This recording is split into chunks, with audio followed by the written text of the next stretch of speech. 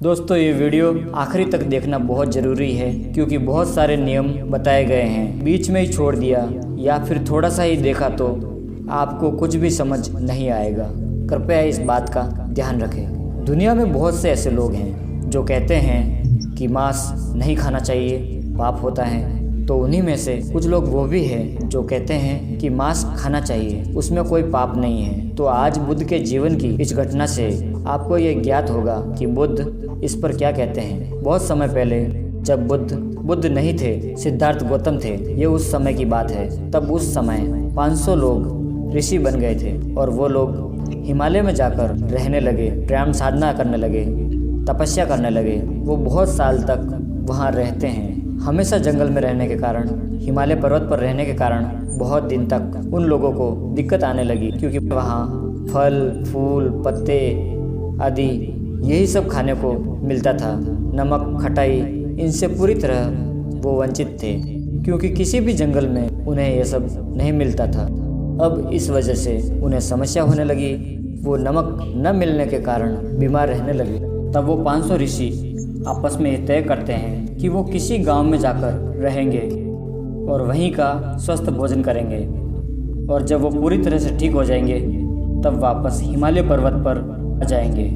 तब वो सभी ऋषि गांव में आते हैं। जब गांव के लोग 500 ऋषियों को देखते हैं तो उन्हें देख बहुत खुश हो जाते हैं कि उनके गांव में ऋषि मुनि पधारे हैं। वो लोग उनकी खूब सेवा सत्कार करते हैं। लेकिन उन सभी ऋषियों का एक दृष्टिकोण था कि उन्हें कभी भी मांस मछली नहीं खाना है क्योंकि जो लोग ये सब खाते हैं वो पापी हैं और पूरी तरह से अशुद्ध होते हैं। इसलिए वो भी मांस मछली नहीं खाते थे। वो ऋषि उनके गांव के लोगों को भी यही उपदेश दिया करते थे कि मांस मछली नहीं खाना चाहिए, पाप होता है। अब वो ऋषि कुछ समय बाद स्वस्थ हो जाते हैं तो वापस जंगल चले जाते हैं। अब वो ऋषि क्या करते हैं कि साल भर जंगल में रहते हैं और साल में एक बार कुछ दिन गांव की तरफ आते हैं और अच्छे से भोजन कर स्वस्थ ठीक ठाक होकर वापस चले जाते हैं। जब गांव में आते हैं वो गांव के लोग उनकी खूब सेवा करते, आदर सत्कार करते, उन्हें मानते, उनकी पूजा करते क्योंकि ऋषि उनके घर आए हैं। ये जब तक वहाँ रहते उन्हें उपदेश दिया करते थे। एक बार सिद्धार्थ गौतम बुद्ध जब महात्मा बुद्ध बन जाते हैं तब एक बार बुद्ध उनके गांव में आते हैं और कुछ दिन वो वहाँ रहकर उस गांव के लोगों को धर्म का उपदेश देते हैं, सत्य से अवगत कराते हैं। गांव के लोगों ने जब बुद्ध की बातें सुनी तो बहुत हैरान हो गए और धीरे धीरे करके बुद्ध की बातों पर यकीन करने लगे। वो सभी एकदम बदल जाते हैं, एकदम शांत हो जाते हैं। वो लोग धर्म का आचरण करने लगे थे। कुछ दिन बाद बुद्ध जब वापस चले जाते हैं तब वो ऋषि लोग वहाँ पर आते हैं, लेकिन इस बार वो ये देखकर हैरान हो जाते हैं कि ये लोग इस वक्त बदले बदले से हैं, पहले की तरह सेवा सत्कार भी नहीं कर रहे हैं। उन्होंने इस बात का कारण पूछा तो उस गांव के लोग कहते हैं कि यहाँ महात्मा बुद्ध पधारे थे। उनके धर्म पर उपदेश, सत्य प्रवचन ने उन सब को बदल दिया और तभी ये आपको बदलाव दिख रहा है। तब वो ऋषि बुद्ध का नाम सुनकर बहुत हैरान हो जाते हैं क्योंकि उन ऋषियों ने आज तक ये सुना था बुद्ध का उत्पन्न होना बहुत मुश्किल है। जब ये पता चलता है कि बुद्ध इस गांव में आए थे तब वो और हैरान हो जाते हैं। तब वो बड़ी ही हैरानी से गांव के लोगों से पूछते हैं कि क्या बुद्ध आए थे, क्या वो मांस खाते हैं। उन ऋषि का दृष्टिकोण अभी यही होता है कि मांस खाना पाप है। तब गांव के लोग उनसे कहते हैं कि नहीं, बुद्ध ने ऐसा कुछ नहीं कहा और ना ही उन्होंने कोई मांस मछली खाने से मना किया है। ये सुनते ही ऋषि कहते हैं क्या आपको वो ऐसा मानते हैं? इसका मतलब है कि वो बुद्ध नहीं है, कोई और है, लेकिन फिर भी हमें मिलना चाहिए। यदि बुद्ध हुए तो उनसे मिलकर हम सबका कल्याण होगा और यदि बुद्ध नहीं हुए तो कोई नहीं। तब वो 500 ऋषि ये तय करते हैं बुद्ध से मिलने के लिए चला जाएगा। बुद्ध के पास जब वो पहुंच जाते हैं वो उनसे मिलते ही सबसे पहले पूछते हैं क्या आप आमगन यानी मांस खाते हैं? बुद्ध कहते हैं हम भोजन करते हैं। ऋषि ये सुनते ही कहने लगते हैं लेकिन ये तो पाप है, इसे खाने से आपका शरीर अशुद्ध होता है, इसे खाने से जीवन में अशांति फैलती है। तब बुद्ध उनसे कहते हैं कि ऐसा नहीं है, आप ही बताएं। आमगन यानी गमकना किसे कहते हैं? तब ऋषि कहते हैं कि जो मांस मच्छी खाते हैं वो गमकते हैं, उनमें से गंध की महक आती है। तब बुद्ध कहते हैं वहीं भोजन करने से कोई अशुद्ध नहीं होता। बुद्ध उन ऋषि से कहते हैं कि जो लोग प्राणी हत्या करते हैं, जो लोग दूसरों को दुख तकलीफ देते हैं, जो लोग दूसरों की हत्या करते हैं, उनके हाथ पैर काटते हैं, जो दूसरों को ठगते हैं, उन्हें तकलीफ देते हैं, दूसरों से क्रोध करते हैं, ईर्ष्या करते हैं, जो लोग किसी और की पत्नी के पास जाते हैं, ऐसे विचार सोचते हैं, उनका जीवन ही असली गमक है। बुद्ध उन ऋषिवर से आगे कहते हैं जो पुण्य पाप पर विश्वास नहीं करते, जो अकुशल रहते हैं, पाप करते हैं, वही लोग असली गमक है, यानी अशुद्ध है। यहाँ गमक का अर्थ है अप्रिय, अशुद्ध। ऐसे लोग भविष्य दुखी रहते हैं, उनका कल्याण नहीं होता। बुद्ध फिर आगे कहते हैं यही नहीं मुनिवर, जो लोग क्रोध करते हैं, ईर्ष्या करते हैं, कपटी होते हैं, अंधविश्वासी, अहंकारी होते हैं, उनका जीवन पूरी तरह से अशुद्ध होता है। महात्मा बुद्ध उनसे और कहते हैं कि आम गंध यानी मांस मच्छी खाने से पाप नहीं होता, हम अशुद्ध गमक नहीं होते, बल्कि असली पाप तो तब है जब कोई व्यक्ति अपनी पत्नी को छोड़ दूसरी स्त्री के पास जाता है। जो लोग चोरी करते हैं, धोखा देते हैं, चुगली करते हैं, एक दूसरे से ईर्ष्या करते हैं, किसी के लिए अच्छा नहीं सोचते, ये सब करने से हम अशुद्ध होते हैं, ना कि मांस मच्छी खाने से। यही सब जीवन का असली गमक है, अशुद्धि है। बुद्ध की ये बात सुनकर वो सभी ऋषि ये महसूस करते हैं ये कोई साधारण मनुष्य नहीं है। वो बुद्ध की बात सुन एक अलग ही अनुभव महसूस करते हैं। वो समझ जाते हैं कि वो हम जैसे सामान्य नहीं है। वो किसी भी व्यक्ति के मन को देखकर बुद्ध उसके अच्छे बुरे, क्या सही है क्या गलत है, सब वो आसानी से बता सकते हैं। वो उनके कर्म को पहचान जाते हैं और ये बुद्ध ही सत्य है। भगवान बुद्ध सब जानते हैं। बुद्ध से सभी ऋषि बहुत प्रभावित हो जाते हैं और सभी ऋषि बुद्ध के भिक्षुवृत्ति में सम्मिलित हो जाते हैं।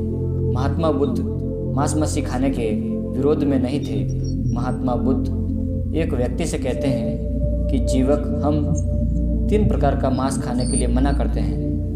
पहला, दिक्तम सूत्र, ये वो मांस होता है जो आपके लिए लाया गया हो, अर्थात यदि केवल आपके लिए किसी प्राणी को मारा गया हो और आप ये जानते हैं कि वो मांस आपके लिए मारा गया हो, तो वो मांस मच्छी नहीं खाना चाहिए।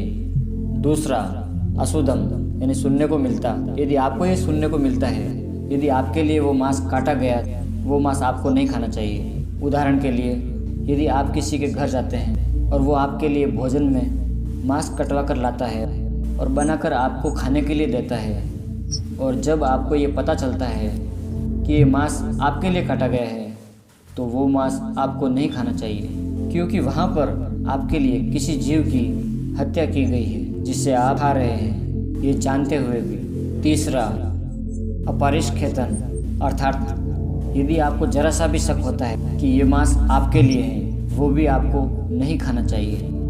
यानी बुद्ध 3 प्रकार के मांस को खाने के लिए मना करते हैं। तब वो व्यक्ति पूछता है कि हम किस तरह का मांस खा सकते हैं। तब बुद्ध कहते हैं 3 प्रकार का मांस हम खा सकते हैं। पहला, यदि आपने नहीं देखा हो कि वो मांस आपके लिए है। दूसरा, जिस मांस के बारे में न आपने सुना हो। तीसरा, न उस मांस के लिए आपको शक हुआ कि ये मांस आपके लिए मारा गया हो, उस मांस को आप खा सकते हैं। बुद्ध कहते हैं यदि कोई व्यक्ति बुद्ध संघ को या हमारे समाज को भोजन दान में देने के लिए किसी प्राणी को मारता है, तो वो 5 तरह के पाप करता है। पहला, यदि वो व्यक्ति दान देने के लिए किसी अन्य से बोलता है जाओ मुर्गा या मछली लेके आओ, तो उसके बोलने से भी उसे बहुत बड़ा पाप लगता है। चाहे वो किसी को दान देने के लिए, किसी अन्य को या घर के सदस्य को खाना खिलाने के लिए ये बोलता है, तब भी उसे पाप लगता है। दूसरा, बुद्ध कहते हैं कि दूसरा बड़ा पाप ये होता है जब वो व्यक्ति जीव को मारने के लिए बोलता है, तब कोई उस जीव को, चाहे मुर्गा हो, मछली हो, बकरा हो, कोई भी, तब उसे ज़बरदस्ती पकड़कर खींच कर लाते हैं और वो जीव चिल्लाता है, तो ये भी बहुत बड़ा पाप होता है जिसका अभागी वो व्यक्ति बनता है। इस तरह तीसरे पाप में जब वो व्यक्ति किसी जीव को मंगवा कर उसे कटवाने के लिए भेजता है और कहता है कि जाओ इसे काट दो, तब वो बहुत बड़ा पापी बनता है। चौथे पाप में जब वो ये बोलता है कि उसे मार दें और तब उस जीव की गर्दन काटी जाती है, तब भी बहुत बड़ा पाप होता है। पांचवें पाप में इस तरह से तैयार किए गए भोजन में जब किसी जीव को मारकर और उसे बनाकर खाने के लिए दिया जाता है किसी भिक्षु संघ को, तो ये सबसे बड़ा पाप होता है, क्योंकि उन्हें ऐसा मांस खाना माना होता है और जो उन्हें खिलाता है वो भी पाप का अभागी बनता है।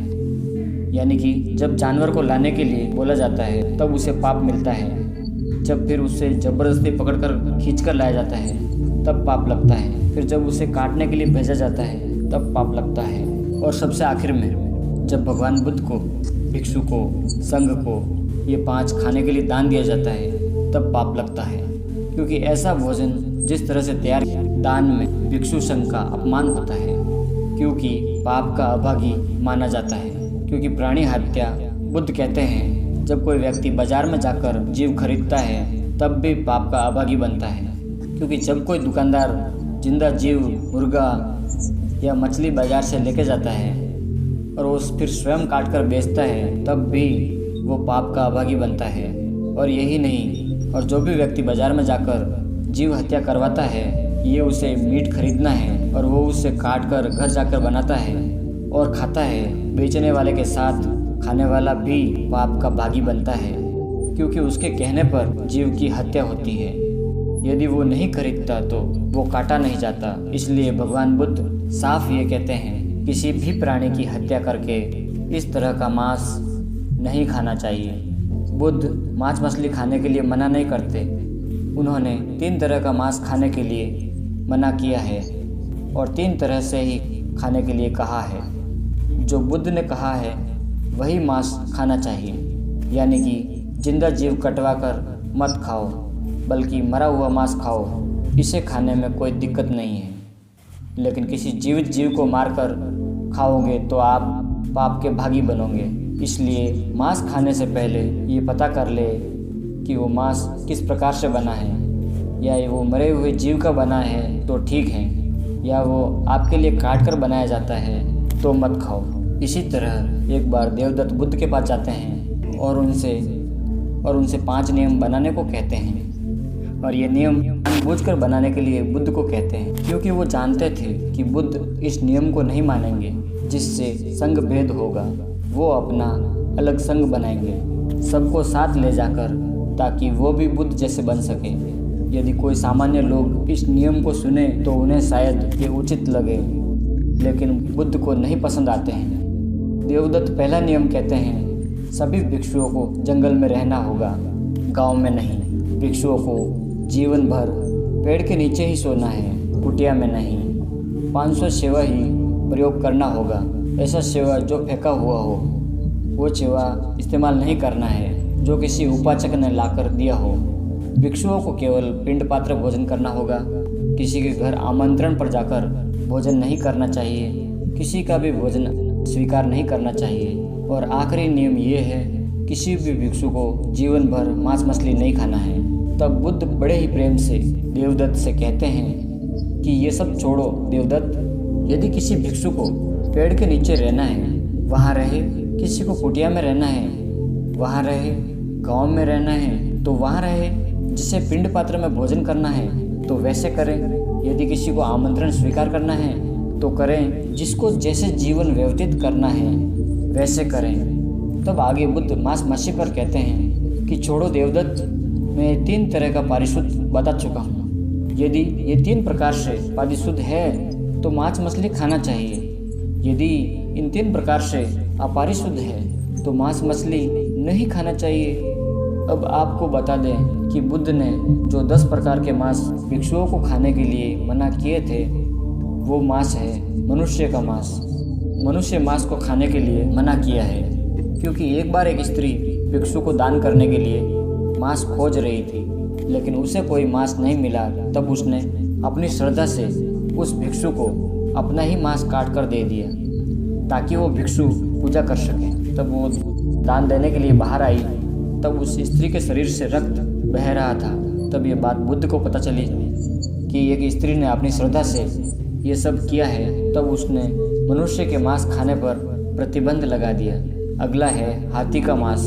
हाथी का मांस खाने के लिए बुद्ध मना करते हैं। घोड़े का मांस मना है, कुत्ते का मांस मना है। इसी तरह शेर, बाघ, चीता, सांड, भालू इत्यादि इस तरह का मांस खाने के लिए बुद्ध मना करते हैं। लेकिन आप बकरा, मुर्गा, मछली का मांस खा सकते हैं। लेकिन बुद्ध ने इसे भी 3 तरह से ही बताया है कि मांस खाना चाहिए या नहीं। बस उसका ध्यान रखें, वरना आप पाप के भागी बन जाएंगे।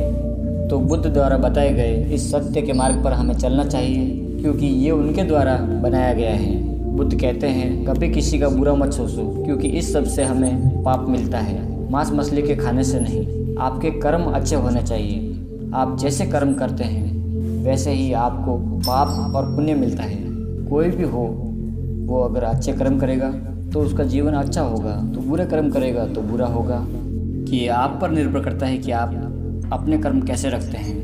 ऊंच नीच से या मांस मछली खाने से, पाप पुण्य से कोई संबंध नहीं है। सब आपके कर्म पर निर्भर है। बस अपने कर्म ठीक रखें और सत्य की राह पर चलें। आशा करते हैं आपको ये बात समझ आ गई होगी। ज़्यादा से ज़्यादा इस वीडियो को शेयर करें। धन्यवाद।